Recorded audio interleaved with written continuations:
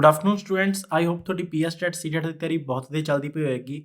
ਅੱਜ ਆਪਾਂ ਸੀਡੀਪੀ ਦਾ ਇੱਕ ਟੌਪਿਕ ਕਰਨ ਲੱਗੇ ਹਾਂ ਜਿਹਦਾ ਨਾਮ ਹੈ ਜੀਰੋਮ ਬਰੂਨਰ। ਹੁਣ ਟੌਪਿਕ ਸ਼ੁਰੂ ਕਰਨ ਤੋਂ ਪਹਿਲਾਂ ਮੈਂ ਤੁਹਾਨੂੰ ਛੋਟੀ ਜਿਹੀ ਇਨਫੋਰਮੇਸ਼ਨ ਦੇ ਦੇਣੀ ਚਾਹੁੰਦਾ। ਹਾਈ ਏਮਸ ਅਕੈਡਮੀ ਦਾ ਟੈਲੀਗ੍ਰਾਮ ਗਰੁੱਪ ਨੂੰ ਤੁਸੀਂ ਜੁਆਇਨ ਕਰ ਸਕਦੇ ਹੋ। ਇਸ ਕਲਾਸ ਦੀ ਜਿਹੜੀ ਪੀਡੀਐਫ ਆ ਉਹ ਵੀ ਤੁਹਾਨੂੰ ਇੱਥੇ ਮਿਲਣ ਵਾਲੀ ਆ, ਤਾਂ ਜਿਹੜਾ ਹੋਰ ਵੀ ਕੋਈ ਸਟੱਡੀ ਮਟੀਰੀਅਲ ਹੋਊਗਾ ਉਹ ਵੀ ਤੁਹਾਨੂੰ ਇੱਥੇ ਅਵੇਲੇਬਲ ਕਰ ਦਿੱਤਾ ਜਾਊਗਾ। ਟੈਲੀਗ੍ਰਾਮ ਗਰੁੱਪ ਦਾ ਲਿੰਕ ਤੁਹਾਨੂੰ ਡਿਸਕ੍ਰਿਪਸ਼ਨ ਬਾਕਸ ਦੇ ਵਿੱਚ ਮਿਲ ਜਾਊਗਾ, ਤੁਸੀਂ ਜਾ ਕੇ ਜੁਆਇਨ ਕਰ ਸਕਦੇ ਹੋ। ਤਾਂ ਸ਼ੁਰੂ ਕਰਦੇ ਹਾਂ ਜੀ ਆਪਾਂ ਅੱਜ ਦਾ ਟੌਪਿਕ ਜੀਰੋਮ ਬਰੂਨਰ। ਹੁਣ ਇਹ ਟੌਪਿਕ ਇੰਨਾ ਇੰਪੋਰਟੈਂਟ ਤਾਂ ਨਹੀਂ ਹੈਗਾ, ਬਟ ਪੇਪਰ 'ਤੇ ਜਿਸ ਹਿਸਾਬ ਨਾਲ ਲੈਵਲ ਆ ਰਿਹਾ ਤਾਂ ਆਪਾਂ ਕੋਈ ਵੀ ਟੌਪਿਕ ਛੱਡਣਾ ਨਹੀਂਗਾ ਸੀਡੀਪੀ ਦੇ ਵਿੱਚੋਂ, ਤਾਂ ਕਿਸੇ ਵੀ ਤਰੀਕੇ ਨਾਲ ਕੁਐਸਚਨ ਬਣ ਸਕਦਾ। ਸਭ ਤੋਂ ਪਹਿਲਾ ਕੁਐਸਚਨ ਤਾਂ ਇਹੀ ਹੈ ਜੀ, ਇਹ ਕੀ ਸੀਗੇ? ਲੀਡਰ ਸੀਗੇ ਕੋਗਨੀਟਿਵ ਰੈਵੋਲੂਸ਼ਨ ਦੇ। ਤੇ ਜੇ ਇੱਕ ਗੱਲ ਹੋਰ ਕਰੀਏ ਇੰਪੋਰਟੈਂਟ, ਸਕੈਫੋਲਡਿੰਗ ਬਾਰੇ ਤੁਸੀਂ ਸੁਣਿਆ ਹੋਊਗਾ। ਸਕੈਫੋਲਡਿੰਗ ਟਰਮ ਆਪਾਂ ਵਾਈਗੋਸਕੀ ਦੇ ਵਿੱਚ ਪੜ੍ਹੀ ਸੀਗੀ, ਜਿਸ ਜ਼ੈਡਪੀਡੀ ਸਕੈਫੋਲਡਿੰਗ ਤੇ ਐਮਕੇਓ ਦੀ ਗੱਲ ਕੀਤੀ ਸੀਗੀ ਵਾਈਗੋਸਕੀ ਨੇ। ਬਟ ਜਿਹੜੀ ਸਕੈਫੋਲਡਿੰਗ ਟਰਮ ਆ ਇਹ ਪਹਿਲੀ ਵਾਰ ਯੂਜ਼ ਕੀਤੀ ਸੀਗੀ ਜੀਰੋਮ ਬਰੂਨਰ ਨੇ। ਪਹਿਲਾਂ ਜੀਰੋਮ ਬਰੂਨਰ ਬਾਰੇ ਗੱਲ ਕਰ ਲੈਂਦੇ ਹਾਂ ਥੋੜੀ ਜੀ। ਇਹ ਅਮਰੀਕਨ ਸਾਈਕੋਲੋਜਿਸਟ ਸੀਗੇ। ਨਿਊਯਾਰਕ ਸਿਟੀ 1915 ਵਿੱਚ ਇਹਨਾਂ ਦਾ ਜਿਹੜਾ ਜਨਮ ਹੋਇਆ ਸੀਗਾ। ਇਹ ਜਨਮ ਤੋਂ ਅੰਨੇ ਸੀਗੇ। 2 ਸਾਲ ਦੀ ਉਮਰ ਤੋਂ ਬਾਅਦ ਫਿਰ ਇਹਨਾਂ ਨੂੰ ਜਿਹੜੀ ਵਿਜ਼ਨ ਰੀਸਟੋਰ ਹੋ ਗਈ ਇਹਨਾਂ ਦੀ ਮਾਡਰਨ ਮੈਡੀਸਨ ਨਾਲ। ਤੇ ਚਲੋ ਇਸ ਚੋਂ ਤਾਂ ਇੰਨਾ ਇੰਪੋਰਟੈਂਟ ਕੰਮ ਨਹੀਂ, ਪਰ ਜੇ ਇੱਥੋਂ ਆਹ ਲਾਈਨ ਜਿਹੜੀ ਇੰਪੋਰਟੈਂਟ ਆ, he believe that any subject can be taught in an intellectually honest form to any children at any stage of development.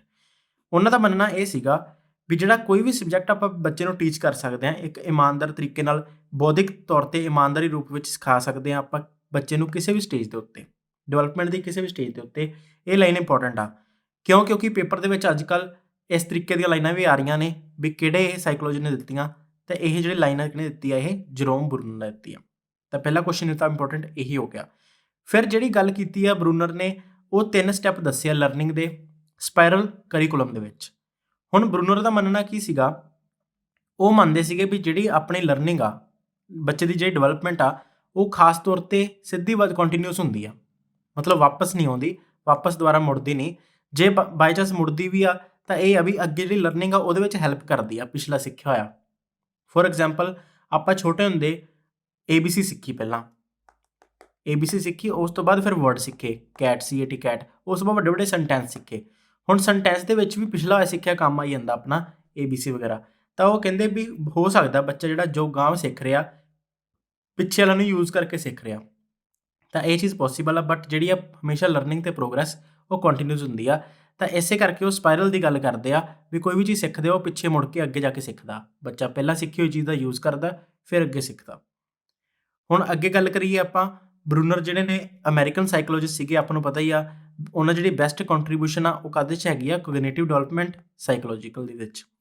ਹੁਣ ਪੇਪਰ ਦੇ ਵਿੱਚ ਕੁਐਸਚਨ ਆ ਜੇ ਜਿਹੜੀ ਕੋਗਨੀਟਿਵ ਡਿਵੈਲਪਮੈਂਟ ਦੀ ਸਾਈਕੋਲੋਜੀ ਆ ਕਿਹਨੇ ਦਿੱਤੀ ਆ? ਇਹ ਇੱਕ ਦਿੱਤੀ ਆ ਬਰੂਨਰ ਨੇ। ਤੇ ਵੈਸੇ ਜਿਹੜੀ ਕੋਗਨੀਟਿਵ ਡਿਵੈਲਪਮੈਂਟ ਦੀ ਗੱਲ ਇੱਕ ਹੋਰ ਸਾਇੰਟਿਸਟ ਨੇ ਕੀਤੀ ਆ, ਸਾਈਕੋਲੋਜਿਸਟ ਨੇ, ਉਹ ਸੀਗੇ ਜੀਨ ਪਿਆਜੇ। ਉਹ ਆਪਾਂ ਆਲਰੇਡੀ ਇਸ ਚੈਨਲ ਦੇ ਉੱਤੇ ਕੀਤੇ ਹੋਏ ਨੇ। ਫਿਰ ਗੱਲ ਕਰੀਏ ਬਰੂਨਰ ਦੀ। Bruner, according to Bruner, children actively engage with learning in a way that corresponding to the level of their cognitive development. ਹੁਣ ਜੇ ਇਸ ਲਾਈਨ ਦੀ ਗੱਲ ਕਰੀਏ ਤਾਂ ਇਹਦੇ ਵਿੱਚ ਇਹਨਾਂ ਨੇ ਕਿਹਾ ਵੀ ਜਿਹੜਾ ਬਰੂਨਰ ਦੇ ਅਕੋਰਡਿੰਗ ਬੱਚਾ ਜਿਹੜਾ ਐਕਟਿਵਲੀ ਇੰਗੇਜ ਸਿੱਖ ਕੇ ਕਿਸੇ ਵੀ ਚੀਜ਼ ਨੂੰ ਆਪਦੀ ਕੋਗਨੀਟਿਵ ਡਿਵੈਲਪਮੈਂਟ ਦੇ ਲੈਵਲ ਦੇ ਵਿੱਚ ਲੈ ਕੇ ਆ ਸਕਦਾ ਵਧੀਆ ਤਰੀਕੇ ਨਾਲ।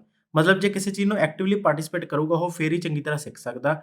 ਇਸੇ ਕਰਕੇ ਜਿਹੜਾ ਐਜੂਕੇਟਰ ਨੂੰ ਫੋਕਸ ਕਰਨਾ ਚਾਹੀਦਾ ਮੋਡ ਆਫ ਪ੍ਰੈਜੈਂਟੇਸ਼ਨ ਨੂੰ, rather than the content that is being taught. ਮਤਲਬ ਉਹਨੂੰ ਸਿਖਾਉਣ ਦੀ ਬਜਾਏ ਉਹਨੂੰ ਪ੍ਰੈਜੈਂਟੇਸ਼ਨ ਦੇ ਤਰੀਕੇ ਨਾਲ ਸਿਖਾਉਣਾ ਚਾਹੀਦਾ, ਮਤਲਬ ਉਹਨੂੰ ਐਕਟਿਵਲੀ ਇੰਗੇਜ ਕਰਾਉਣਾ ਚਾਹੀਦਾ ਕਿਸੇ ਵੀ ਤਰੀਕੇ ਨਾਲ, ਤਾਂ ਉਹ ਵਧੀਆ ਤਰੀਕੇ ਨਾਲ ਸਿੱਖ ਪਾਊਗਾ according to Bruner. Bruner believed that children can learn complex topic.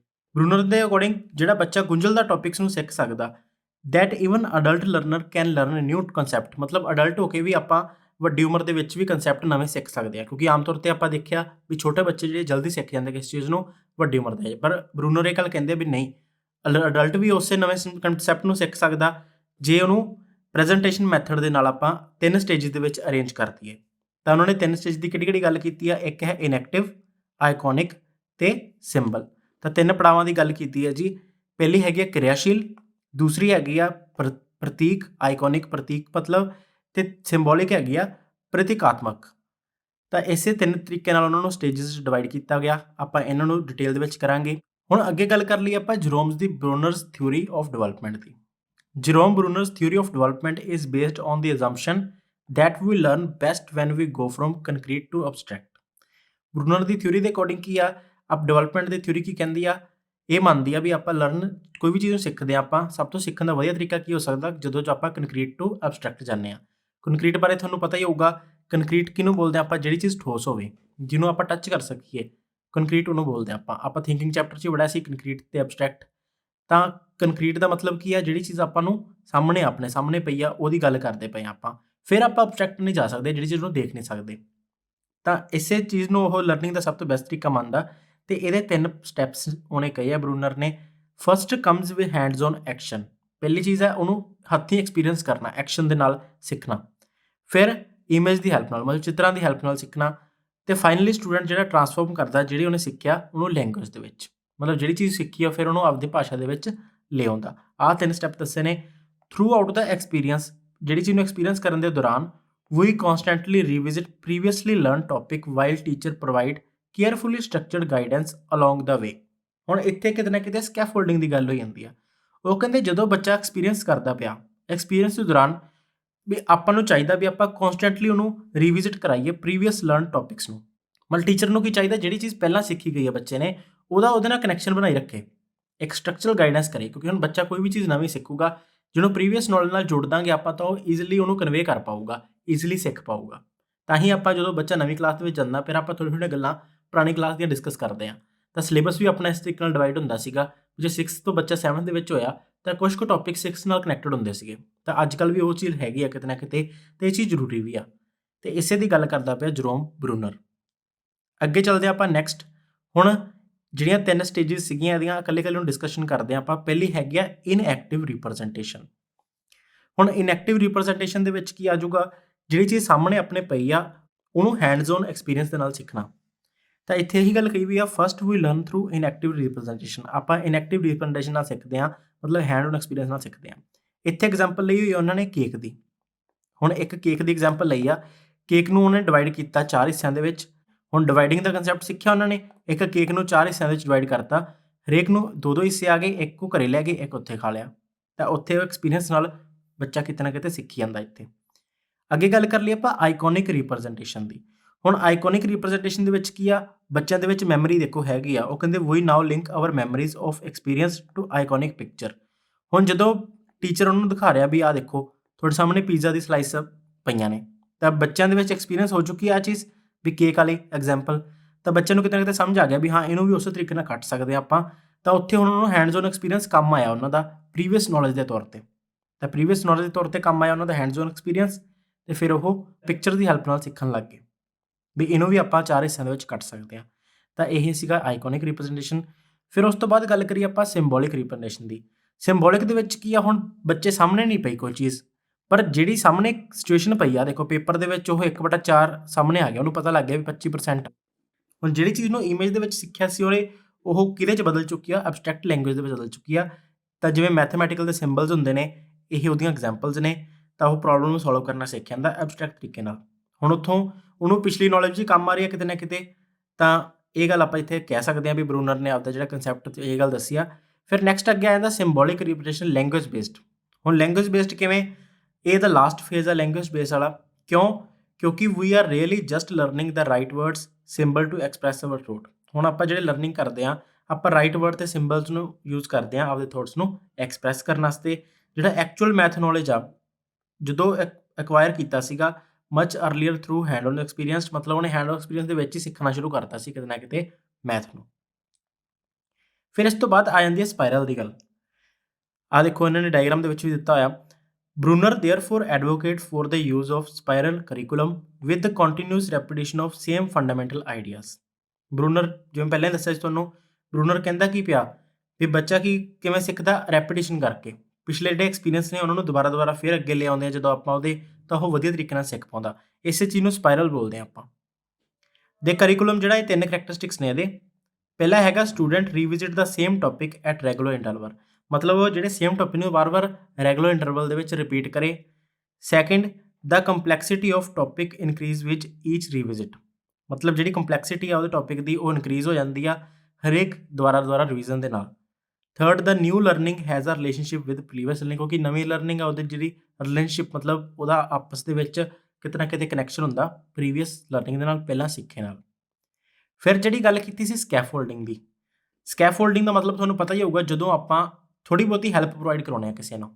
ਜੇ ਆਪਾਂ ਛੋਟੇ ਬੱਚੇ ਐਗਜ਼ਾਮਪਲ ਲੈ ਲਈਏ, ਛੋਟਾ ਬੱਚਾ ਜਦੋਂ ਸਾਈਕਲ ਸਿੱਖਦਾ, ਪਹਿਲਾਂ ਉਹਦਾ ਫਾਦਰ ਜਾਂ ਮਦਰ ਕੋਈ ਵੀ ਉਹਦਾ ਵੱਡਾ ਜਦੋਂ ਭੈਣ ਭਰਾ ਉਹਨੂੰ ਸਿਖਾਉਂਦਾ, ਪਿੱਛੋਂ ਸਪੋਰਟ ਦਿੰਦਾ ਪਿਆ, ਜਾਂ ਆਪਾਂ ਕਹਿ ਲਈਏ ਆਪਾਂ ਕੋਈ ਵੀ ਚੀਜ਼ ਹੱਥ ਫੜ ਕੇ ਵੀ ਸਿਖਾਉਂਦੇ ਆਪਾਂ ਬੱਚਿਆਂ ਨੂੰ ਲਿਖਣਾ, ਤਾਂ ਉਸ ਉੱਥੇ ਟੀਚਰ ਕਾਹਦਾ ਕੰਮ ਕਰਦਾ ਪਿਆ? ਸਕੈਫੋਲਡਿੰਗ ਦਾ ਕੰਮ ਕਰਦਾ ਪਿਆ। ਤਾਂ teacher also use scaffolding term coined by Bruner. ਤਾਂ ਉਹੀ ਗੱਲ ਆ, ਸਭ ਤੋਂ ਪਹਿਲਾਂ ਸਕੈਫੋਲਡਿੰਗ ਟਰਮ ਕਿਹਨੇ ਦਿੱਤੀ ਆ? ਉਹ ਦਿੱਤੀ ਆ ਬਰੂਨਰ ਨੇ। Teachers do this by structuring activities based on student existing knowledge and in a way that helps them to reach the desired learning outcome। Most important line ਹੈ ਇਹ। ਉਹ ਕਹਿੰਦੇ ਪਏ ਆ ਟੀਚਰ ਨੂੰ ਕੀ ਚਾਹੀਦਾ? ਬੱਚੇ ਦੀ ਜਿਹੜੀ ਪਹਿਲਾਂ ਨੌਲੇਜ ਸੀ, ਐਗਜ਼ਿਸਟਿੰਗ ਨੌਲੇਜ ਜਿਹੜੀ ਪਹਿਲਾਂ ਹੀ ਉਹਨੂੰ ਨੌਲੇਜ ਸੀ, ਉਸੇ ਦੀ ਹੈਲਪ ਨਾਲ, ਉਸੇ ਦਾ ਯੂਜ਼ ਕਰਕੇ ਉਹਨੂੰ ਡਿਜ਼ਾਇਰਡ ਜਿਹੜੀ ਆ ਅੱਗੇ ਸਿਖਾਉਣਾ ਜਿਹੜੀ ਚੀਜ਼ ਉਹ ਨਾਲ ਲਿੰਕ ਕਰਦੇ ਉਹ, ਤਾਂ ਕਿ ਉਹਦੀ ਹੈਲਪ ਹੋ ਸਕੇ ਪਹਿਲਾਂ ਸਿੱਖੀ ਨੌਲੇਜ ਦਾ ਯੂਜ਼ ਕਰਕੇ ਨਵਾਂ ਸਿੱਖਣ ਦੇ ਵਿੱਚ। The teacher first demonstrate the process as student watches। ਪਹਿਲਾਂ ਕੀ ਚਾਹੀਦਾ ਟੀਚਰ ਨੂੰ? ਪਹਿਲਾਂ ਉਹ ਕਰਕੇ ਦਿਖਾਵੇ, ਜਿਵੇਂ ਐਕਸਪੈਰੀਮੈਂਟ ਵੀ ਕੋਈ ਕਰਨਾ ਸਾਇੰਸ ਦੇ ਵਿੱਚ, ਪਹਿਲਾਂ ਟੀਚਰ ਉਹਨੂੰ ਕਰਕੇ ਦਿਖਾਵੇ ਬੱਚੇ ਨੂੰ, ਤਾਂ ਬੱਚਾ ਉਹਨੂੰ ਦੇਖੇ। Then teacher lets the student have a go, set steps back and offer support and feedback when needed। ਤਾਂ ਟੀਚਰ ਨੂੰ ਕੀ ਚਾਹੀਦਾ? ਪਹਿਲਾਂ ਤਾਂ ਉਹ ਰਿਪਰੈਜ਼ੈਂਟ ਕਰਦੇ, ਬੱਚਾ ਦੇਖੂਗਾ ਉਹਨੂੰ, ਫਿਰ ਬੱਚਾ ਖੁਦ ਕਰੂਗਾ। ਖੁਦ ਕਰਨ ਦੇ ਦੌਰਾਨ ਟੀਚਰ ਪਿੱਛੇ ਹੋ ਕੇ ਬਹਿ ਜੇ ਤੇ ਫਿਰ ਉਹਨੂੰ ਅਬਜ਼ਰਵ ਕਰੇ ਵੀ ਬੱਚਾ ਕਰਦਾ ਪਿਆ ਸਹੀ ਕਿ ਨਹੀਂ। ਜੇ ਬੱਚੇ ਨੂੰ ਫਿਰ ਵੀ ਦਿੱਕਤ ਆਉਂਦੀ ਹੈ ਕਿਤੇ ਨਾ ਕਿਤੇ, ਫਿਰ ਉਹ ਸਪੋਰਟ ਤੇ ਫੀਡਬੈਕ ਦੇ ਸਕਦਾ ਟੀਚਰ, ਜੇ ਲੋੜ ਹੈਗੀ ਆ ਤਾਂ ਇਹ ਸੀਗਾ ਸਕੈਫੋਲਡਿੰਗ ਦੇ ਵਿੱਚ। ਤਾਂ ਜਿਹੜੇ ਇੰਪੋਰਟੈਂਟ ਕੁਐਸਚਨ ਬਣ ਸਕਦੇ ਨੇ ਬਰੂਨਰ ਦੇ ਵਿੱਚੋਂ ਮੈਂ ਤੁਹਾਨੂੰ ਦੱਸ ਦਿੱਤੇ। ਜਿਵੇਂ ਸਭ ਤੋਂ ਮੇਨ ਇੰਪੋਰਟੈਂਟ ਕੁਐਸਚਨ ਬਣ ਸਕਦਾ ਸਕੈਫੋਲਡਿੰਗ ਦਾ, ਕਿਉਂਕਿ ਬੱਚਿਆਂ ਨੂੰ ਆਪਾਂ ਕਿੰਨੀ ਵਾਰੀ ਵਾਈਗੋਸਕੀ ਦੇ ਚੈਪਟਰ ਵਿੱਚ ਸਕੈਫੋਲਡਿੰਗ ਪੜ੍ਹਦੇ ਹਾਂ, ਪਰ ਬਰੂਨਰ ਨੇ ਸਭ ਤੋਂ ਪਹਿਲਾਂ ਕੰਸੈਪਟ ਦਿੱਤਾ ਸੀ ਸਕੈਫੋਲਡਿੰਗ ਦਾ। ਤੁਸੀਂ ਯਾਦ ਰੱਖਣਾ, ਜੇ ਪੇਪਰ ਦੇ ਵਿੱਚ ਆਪਸ਼ਨ ਆ ਗਈ ਬਰੂਨਰ ਤੇ ਵਾਈਗੋਸਕੀ ਦੀ, ਤੁਸੀਂ ਟਿਕ ਲਾ ਕੇ ਆਉਣੀ ਹੈ ਬਰੂਨਰ ਦੀ। ਸਭ ਤੋਂ ਪਹਿਲਾਂ ਗੱਲ ਕੀਤੀ ਸਕੈਫੋਲਡਿੰਗ ਦੀ ਬਰੂਨਰ ਨੇ, ਬਾਕੀ ਸਪਾਇਰਲ ਦੀ ਗੱਲ ਕੀਤੀ ਹੈ ਬਰੂਨਰ ਨੇ। ਫਿਰ ਆ 3 ਸਟੈਪ ਦਿੱਤੇ ਨੇ, ਇਹ ਵੀ ਯਾਦ ਰੱਖਣੇ ਨੇ। ਪਹਿਲਾਂ ਕੀ ਆ? ਇਨਐਕਟਿਵ ਰਿਪਰੈਜ਼ੈਂਟੇਸ਼ਨ ਦਾ, ਜਿਹਦੇ ਵਿੱਚ ਬੱਚਾ ਹੈਂਡਸ ਔਨ ਐਕਸਪੀਰੀਅੰਸ ਸਿੱਖਦਾ, ਆਪਦੇ ਸਾਹਮਣੇ ਕਰਕੇ ਸਿੱਖਦਾ ਉਹ ਚੀਜ਼ ਨੂੰ। ਸੈਕਿੰਡ ਆਈਕੋਨਿਕ ਦੇ ਵਿੱਚ ਆਪਾਂ ਪੜ੍ਹਿਆ ਇਮੇਜ ਦੀ ਹੈਲਪ ਨਾਲ ਸਿੱਖਦਾ ਉਹ। ਫਿਰ ਇਹਦੇ ਵਿੱਚ ਵੀ ਉਹਨੂੰ ਪਤਾ ਲੱਗ ਜਾਂਦਾ ਵੀ ਮੈਂ ਪਹਿਲਾਂ ਜਿਹੜੀ ਚੀਜ਼ ਹੈਂਡਸ ਔਨ ਕੀਤਾ ਸੀ ਐਕਸਪੀਰੀਅੰਸ, ਉਹਦੀ ਗੱਲ ਕਿਤੇ ਨਾ ਕਿਤੇ ਹੋ ਰਹੀ ਆ, ਉਹਦਾ ਯੂਜ਼ ਕਿਤੇ ਨਾ ਕਿਤੇ ਇਮੇਜ ਦੇ ਵਿੱਚ ਵੀ ਉਹ ਕਰ ਰਿਹਾ ਉਹਦੇ ਦਿਮਾਗ ਦੇ ਵਿੱਚ। ਸਿੰਬੋਲਿਕ ਰਿਪਰੈਜ਼ੈਂਟ ਵਿੱਚ ਫਿਰ ਉਹ ਕੀ ਆ? ਐਬਸਟਰੈਕਟ ਥਿੰਕਿੰਗ ਕਰਦਾ, ਐਬਸਟਰੈਕਟ ਤਰੀਕੇ ਨਾਲ ਸਿੱਖਦਾ ਉਹ, ਮਤਲਬ ਜਿਹੜੀ ਚੀਜ਼ ਪਹਿਲਾਂ ਉਹਨੇ ਸੀਗੀਆਂ ਉਹਦੇ ਦਿਮਾਗ ਦੇ ਵਿੱਚ ਸੀਗੀਆਂ ਤੇ ਇੱਥੇ ਉਹ ਐਬਸਟਰੈਕਟ ਕਰ ਰਿਹਾ। ਅੱਗੇ ਫਿਰ ਲੈਂਗੁਏਜ ਬੇਸਡ ਵੀ ਆ ਇਹ, ਮਤਲਬ ਲੈਂਗੁਏਜ ਭਾਸ਼ਾ ਦੇ ਵਿੱਚ ਵੀ ਇਹ ਕਿਤੇ ਨਾ ਕਿਤੇ ਆ ਜਾਂਦਾ ਸਿੰਬੋਲਿਕ ਰਿਪਰੈਜ਼ੈਂਟੇਸ਼ਨ।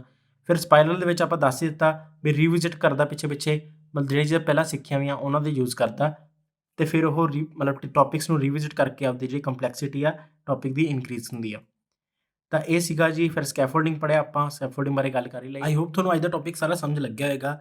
ਜੇ ਤੁਹਾਨੂੰ ਅੱਜ ਦੀ ਵੀਡੀਓ ਪਸੰਦ ਆਈ, ਇਹਨੂੰ ਲਾਈਕ ਕਰਿਓ, ਚੈਨਲ ਨੂੰ ਸਬਸਕ੍ਰਾਈਬ ਨਹੀਂ ਕੀਤਾ ਸਬਸਕ੍ਰਾਈਬ ਕਰ ਲਿਓ, ਤੇ ਟੈਲੀਗ੍ਰਾਮ ਚੈਨਲ ਡਿਸਕ੍ਰਿਪਸ਼ਨ ਬਾਕਸ ਦੇ ਵਿੱਚ ਜਾ ਕੇ ਜੁਆਇਨ ਜ਼ਰੂਰ ਕਰ ਲਿਓ, ਤਾਂ ਜੋ ਤੁਹਾਨੂੰ ਅਪਡੇਟ ਕੋਈ ਵੀ ਜਿਹੜੀ ਨਵੀਂ ਆਉਂਦੀ ਹੈ ਜਾਂ ਪੇਪਰ ਦੇ ਰਿਗਾਰਡਿੰਗ ਸਟੱਡੀ ਨੋਟਸ ਨੇ ਉਹ ਮੈਂ ਪ੍ਰੋਵਾਈਡ ਕਰ ਸਕਾਂ ਤੇ ਤੁਹਾਨੂੰ ਉਹ ਟਾਈਮ ਸਿਰ ਮਿਲ ਜਾਣ। ਮਿਲਦੇ ਆਪਾਂ ਇੱਕ ਨਵੀਂ